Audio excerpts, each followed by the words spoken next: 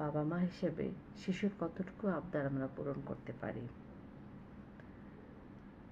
বাচ্চা যা চাইবে আমরা কি তখনই তাই দিয়ে দিব, সব কিছু দিয়ে দিব? না, সেটি করা যাবে না। বাচ্চা যখন যা চাইবে আমরা যদি তখন সেটা দিয়ে দিই, সাথে সাথে দিয়ে দিই, তাহলে বাচ্চার মধ্যে সেলফ কন্ট্রোল থাকবে না, অ্যাডজাস্টমেন্ট করার ক্ষমতা থাকবে না। বাচ্চা নিজে নিজে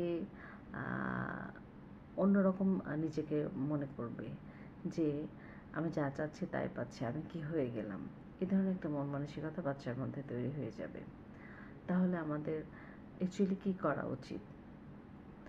আমাদের করণীয় বাবা মা হিসাবে বাচ্চা সারা মাসে যা যা চাইবে, যতটুকু চাইবে সেখান থেকে 25% আমরা বাচ্চাকে দিয়ে দিব।